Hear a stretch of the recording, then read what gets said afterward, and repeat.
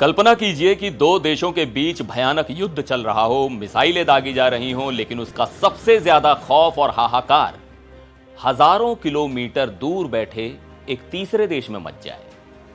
America ने Iran के Kharg island पर हमला किया है, लेकिन इसके डर से चीन के लोग पेट्रोल पंपों पर लाइन लगाकर खड़े हैं और वहां की अर्थव्यवस्था कांपने लगी है।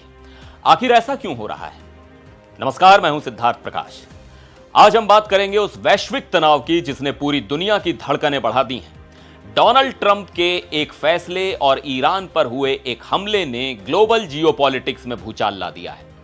अमेरिका ने ईरान के खार्ग आइलैंड पर हमला किया। यह वही आइलैंड है जिसे डोनाल्ड ट्रंप ने ईरान का क्राउन ज्वेल यानी सबसे अनमोल रत्न कहा था। इस हमले में फिलहाल एनर्जी इंफ्रास्ट्रक्चर को बचा लिया गया है, लेकिन ट्रंप ने साफ शब्दों में धमकी दी है कि अगर ईरान ने स्ट्रेट ऑफ होर्मुज में जहाजों के सुरक्षित रास्ते में कोई भी रुकावट डाली तो वो इस आइलैंड को पूरी तरह तबाह कर देंगे। यहां तक कि ट्रंप ने यह भी कह दिया कि वो सिर्फ मजे के लिए भी इस आइलैंड पर दोबारा हमला कर सकते हैं। अब आप सोच रहे होंगे कि अमेरिका और ईरान की इस सीधी टक्कर में चीन क्यों पैनिक मोड में आ गया है। चलिए समझते हैं। ईरान के तट से करीब 21 मील दूर बसा यह छोटा सा कोरल आइलैंड कोई आम जगह नहीं है। यह वो प्राइमरी टर्मिनल है जहां से ईरान का 90% से ज्यादा तेल दुनिया भर में एक्सपोर्ट होता है। जब से यह युद्ध शुरू हुआ है, ईरान ने यहां से 1,37,00,000 बैरल से ज्यादा तेल एक्सपोर्ट किया है। अब सबसे बड़ा पेंच यहां फंसता है कि खार्ग आइलैंड से निकलने वाले इस तेल का सबसे बड़ा खरीदार कौन है? तो जवाब है दुनिया का सबसे बड़ा क्रूड इंपोर्टर यानी चीन। आंकड़े बताते हैं कि चीन ईरान के कुल तेल एक्सपोर्ट का 91% हिस्सा अकेले खरीदता है।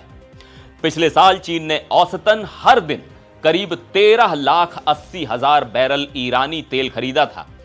चीन के शेडोंग प्रांत में जो इंडिपेंडेंट रिफाइनरीज हैं, जिन्हें टी पॉट्स कहा जाता है, वो ईरानी कच्चे तेल के सबसे बड़े खरीदार हैं, क्योंकि उन्हें यह तेल काफी डिस्काउंट पर मिलता है।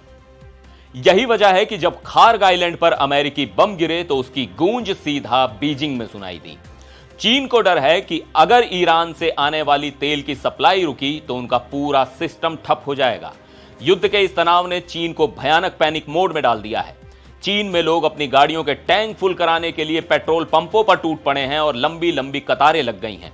अंतर्राष्ट्रीय बाजार में तेल की कीमतें बढ़ने के कारण चीन ने पेट्रोल और डीजल की रिटेल कीमतों में भारी इजाफा कर दिया है।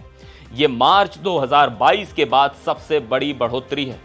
चीन में पेट्रोल और डीजल के दाम अब तक के सबसे ऊंचे स्तर पर पहुंच गए हैं।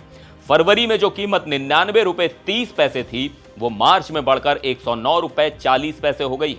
हालात इतने बेकाबू हो रहे हैं कि चीन की सरकार ने घरेलू संकट से बचने के लिए रिफाइंड फ्यूल के एक्सपोर्ट पर तत्काल प्रभाव से रोक लगा दी है। तनाव सिर्फ खार्ग आइलैंड तक सीमित नहीं है।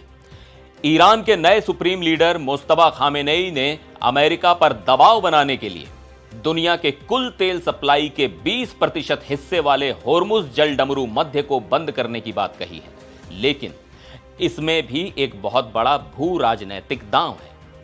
रिपोर्ट्स के मुताबिक ईरान इस रास्ते से कुछ सीमित ऑयल टैंकरों को गुजरने की इजाजत देने पर विचार कर रहा है, लेकिन शर्त यह है कि तेल का व्यापार अमेरिकी डॉलर के बजाय सिर्फ चीनी युआन में होगा। यह अमेरिका के लिए एक बहुत बड़ी चुनौती है, क्योंकि अब तक दुनिया भर में तेल का व्यापार डॉलर में होता आया है।